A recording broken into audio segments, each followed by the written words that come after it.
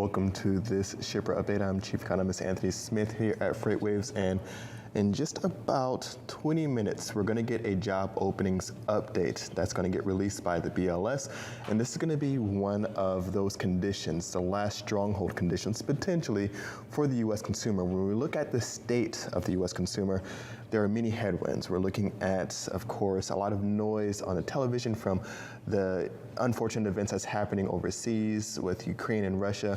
We're seeing inflationary pressures that have really been building for well over a year. There's pandemic uncertainties that fade away, go into non-existence to popping up again. There's so many different headwinds that we're hearing, but one of the last strongholds that we still have right now is going to come from that job openings or the job market. And so when we look at the current job openings, we see that they're standing at just over 11 million, 11.26 million, I believe, was the last report number that came out. So this is just still hovering near record highs. One of the things that we're going to look at in this report here coming out in just a few moments is, does it remain high at that level? When we look at other reports, it's still showing that there is some strength in the jobs market. When we look at the unemployment rate, showing that there's still some strength there. It was at 3.8 in the last reading. Before the pandemic, it was hovering at 3.5, near record lows there, which many would call full employment within the market.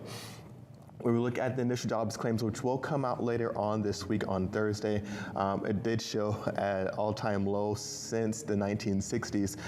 So we're seeing a lot of good, conditions for the consumer right now when it comes to the jobs market. Now, the thing that really kind of pulls this job market forward is going to be this vicious circle right here of consumer demand. You need more jobs for these consumers to have options to essentially trade up to for higher wages, maybe a little bit help them out with some cost of living and things like that, and those changes that these consumers are really getting impacted by. But the other big thing is that this consumer demand is also going to fuel these job openings. So it's a vicious circle that we're really going to have to kind of keep upheld. The moment we see a pullback in consumer demand, that also means that there's going to be a potential pullback in some of these job openings. And the pullback in the job openings means fewer opportunities for these employees looking to be employees to really trade up into maybe a higher paying wage.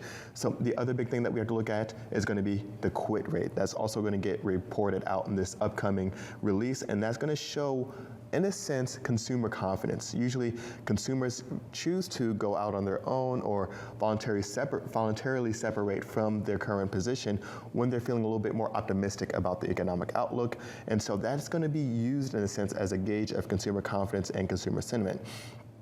But we also have consumer confidence is going to get released by the Consumer Conference Board later on this morning as well, right around the same time.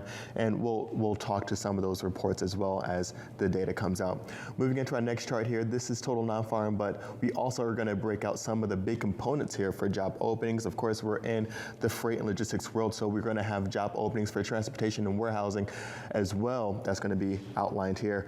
In the blue line here, we see that job openings for transportation and warehouses has been moderating, come down in a sense here. The thing to note from this job openings report for transportation and warehousing is that this does not just account for drivers or things like that. This also accounts for office workers, as it says, warehousing as well. So overall for the transportation industry, job openings starting to come down a little bit here, but still at a very high level, as you can see from the pre-pandemic times. The other big one that we have to take note of is going to be manufacturing is still staying relatively, or very much elevated, I should say. This is going to be a huge area as we look at the upstream manufacturing. Such a pull forward for a lot of demand for business-to-business activity, although we did see that tick down in the most recent data report from the non-defense capital goods new orders. The other big one, orange line here, is going to be job openings for construction. This is going to be an adjacent market that has been able to pull some drivers from the industry, those that are just not about the driving life anymore. Hey, I can go to a construction site, I can be home, I don't have to have this wear and tear on my body from sitting in a truck, I can be a little bit more active throughout the day, things like that. So This is an area that has been steadily increasing over the past few years. You can see it's relatively elevated, nothing too crazy as you can see compared to some of the other trends here, but this is definitely an area that's going to be growing for some time, not just from residential, but highway construction, infrastructure, things like that. So all in all, this is going to be a pretty telling release here just to kind of show what the consumer conditions are going to be for those individuals throughout the U.S. as we head into the second quarter. There is an expectation for slower growth. That's going to be led by the consumer as we start to see them really kind of pull back on some spending, but that is really going to hinge upon where these job openings are going to land over the next few months here. So this upcoming release is definitely going to be an important one to watch. That's going to do it for this shipper update. We'll be sure to keep you posted on all the latest releases. Right now, we're going to toss it back over to Michael Vincent and Kaylee Nix.